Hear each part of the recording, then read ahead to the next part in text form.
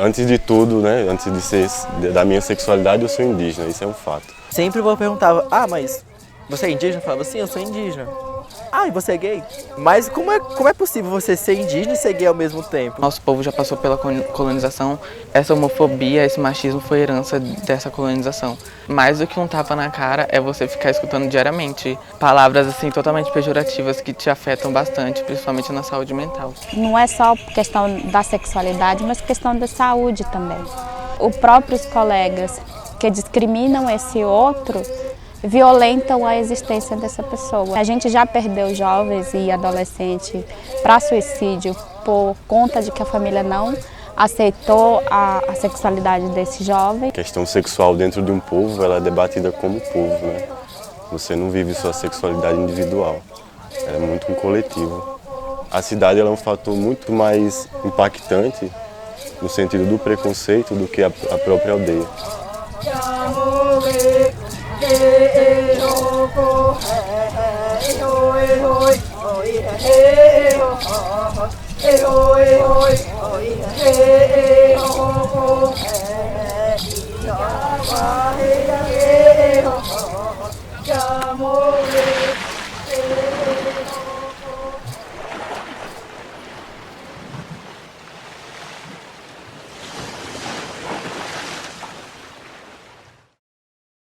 Eu passava diariamente alguns xingamentos pelo povo mesmo da comunidade, até por fora, mas só que eu sentia mais dentro da comunidade por ser pessoas do meu povo.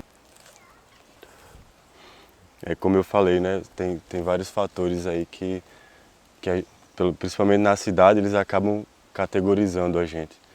E aí, como eu falei, o fato de ser indígena, ser nordestino e ser homossexual dentro do contexto da cidade é uma confusão grande para os não indígenas, né, entender o que é que eu sou ali dentro, né. Os meus primos sempre começavam a falar, não, mas ele é diferente, ele deixa o cabelo crescer mais que os outros, ele anda mais com as meninas, ele anda mais com a mãe dele, ele fica mais com as tias, com os avós. Lá dentro da comunidade, tipo, as pessoas, muita gente são totalmente machistas, preconceituosas. Eu creio que seja mais por essa herança mesmo e também pela falta de conhecimento desses assuntos. O seu caminho que você está construindo começa a ser apagado, invisibilizado pelos seus próprios parentes, sabe? Muitas vezes. Naquela época eu apanhei um pouco da família, dos meus pais, assim. Falava que isso era errado. Aí veio uns amigos do meu pai, querendo que eu faça para a igreja com eles. Falava que eu tava manchando o nome do meu pai, a história do meu pai, falando que eu tava manchando a história da minha família, que eu era uma doença. Isso dentro da aldeia. Uma cena assim na minha vida que eu sempre recordo toda vez assim que eu falo sobre a minha vida, que é depois do enterro do meu pai, eu fiquei sozinho na praça.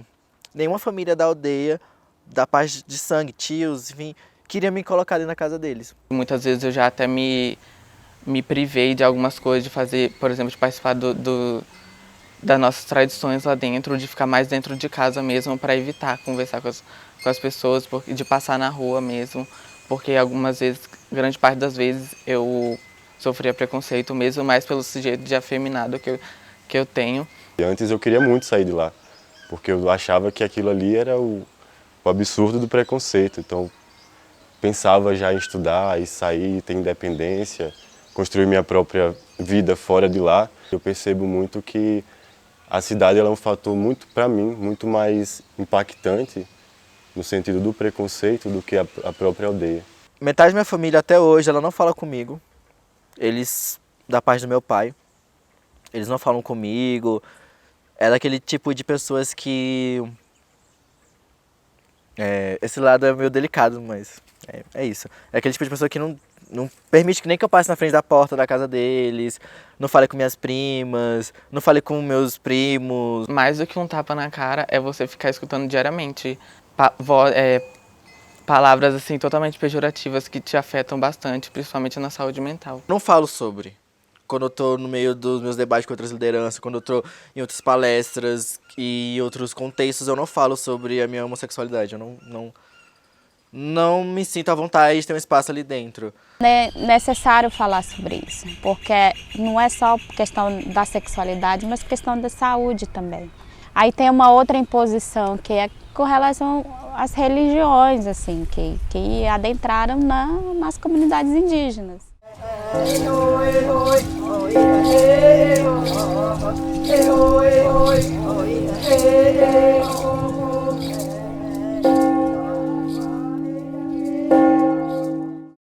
Dentro da comunidade, eu entendo que nosso povo já passou pela colonização. Eu acho que essa homofobia, esse machismo foi herança dessa colonização. Já tinha isso, a nossa diversidade dentro das comunidades, antes da invasão, antes de tudo isso. Os não indígenas que trouxeram o preconceito, a homofobia, o machismo, que não era da nossa identidade cultural e tradicional, sabe? Sofria dentro da aldeia, claro, né? Tem essas mazelas da colonização toda. Meu povo foi catequizado, então tem igrejas lá dentro. Todo preconceito parte da igreja. Existem povos que aceitam, que não aceitam. Tem pessoas que falam, eu não tive essa dificuldade, mas em outros povos a gente vai enfrentar essa dificuldade. Existem casamentos homossexuais em outros povos, mas pode ser que no povo de um aluno ou de um colega nosso, isso não é bem aceito, porque há presença de igreja nesses lugares. Eu passei também, com meus 8 anos, assim, dentro da aldeia, achando que eu era o único, que estava tudo errado e pensando na parte cristã da igreja, o inferno, tudo mais que colocam na gente.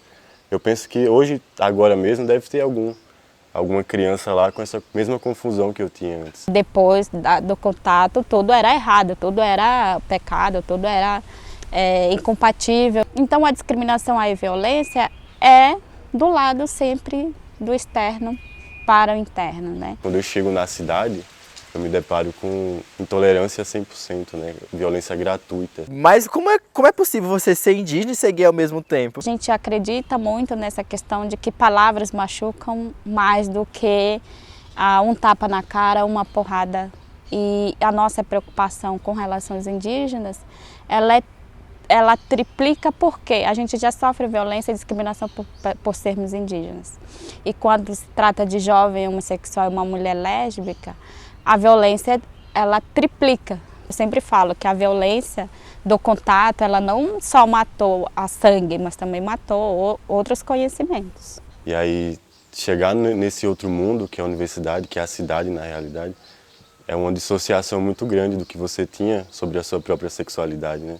Você não tem referência no povo sobre isso, você não aprende a viver a sua sexualidade. É que a gente precisa protagonizar também essa discussão, porque ela é uma pauta que atinge diretamente os jovens, que a gente já perdeu jovens e adolescentes para suicídio por conta de que a família não aceitou a sexualidade desse jovem.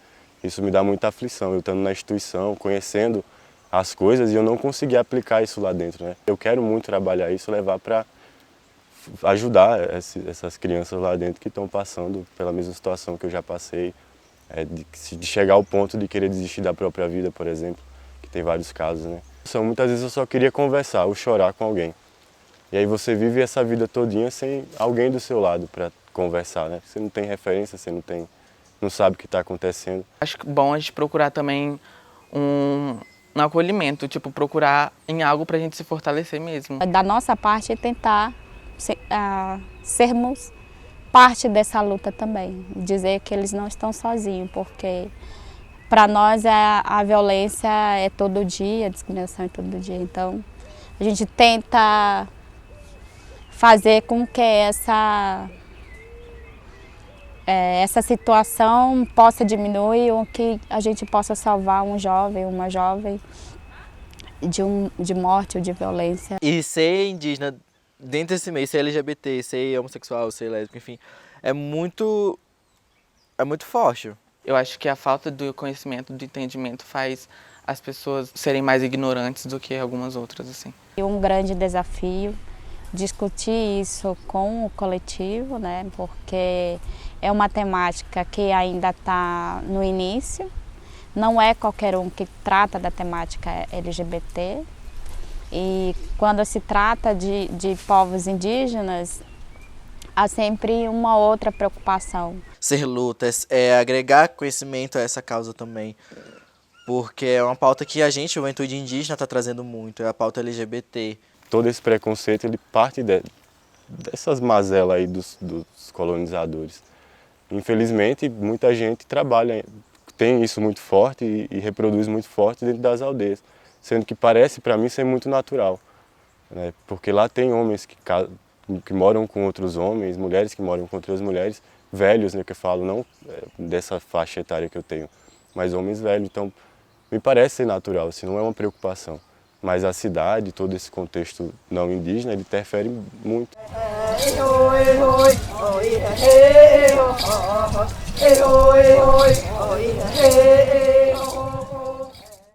Nossos rituais, os casamentos, a convivência de mulheres e homens, dependendo de organização social de uma comunidade para outra, elas são super livres, assim, porque você não sexualiza o corpo do outro. A partir desse momento que eu tomei conhecimento do que era ser, eu passei a pesquisar mais, porque desde então eu achava que eu era a única pessoa que meio que automático, assim, eu passar por isso, era normal, porque eu era o diferentão da comunidade. É preciso entender que já tinha homossexuais dentro dessa comunidade, já tinham casais LGBTs dentro das comunidades, antes mesmo dos colonizadores chegarem. Tem estudo sobre isso. Existem casos que as pessoas estão casadas há 60 anos e são indígenas.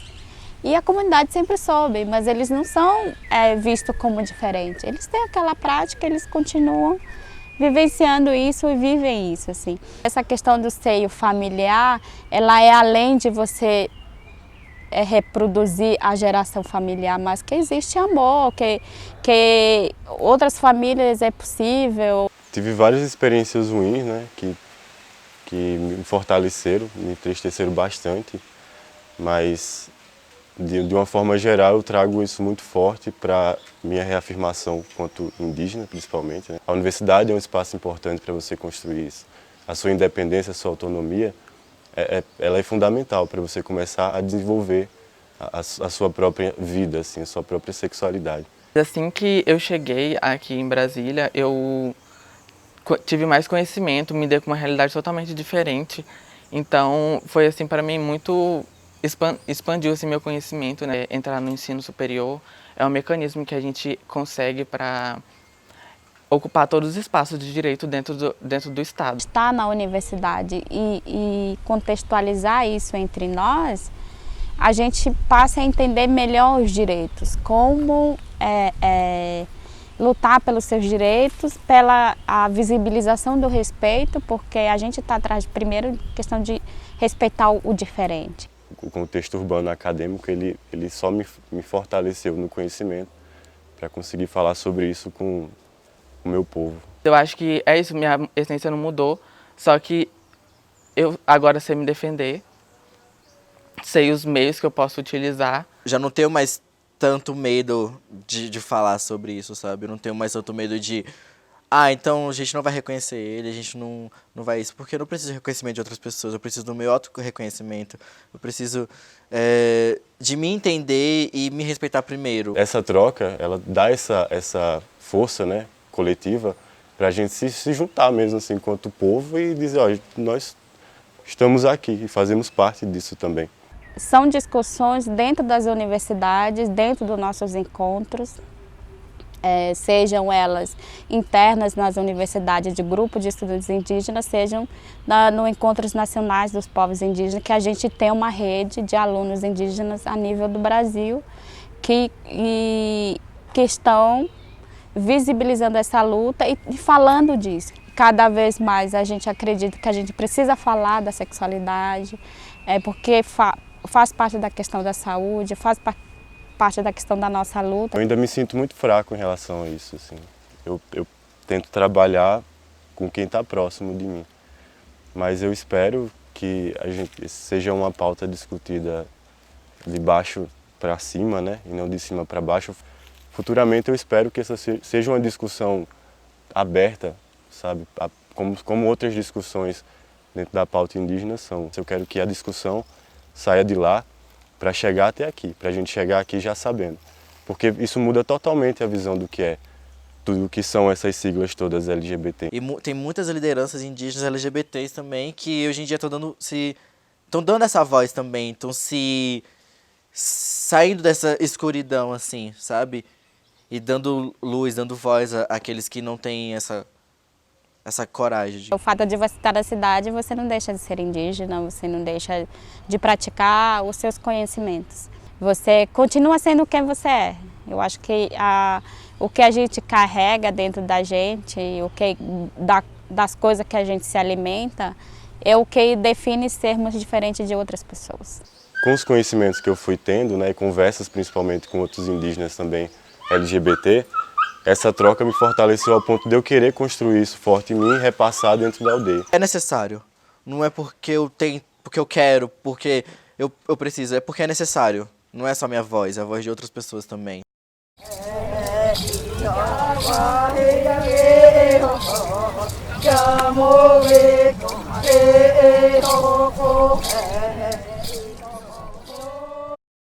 Eu acho que é isso, um mecanismo que a gente tem para a gente fortalecer mesmo os povos indígenas. Sempre que eu volto para a aldeia eu faço isso, eu junto a galera, assim, a gente conversa sobre isso lá. O que a gente tenta fazer é esse diálogo de conhecer seus direitos, lutar por esses direitos e se fazerem respeitados.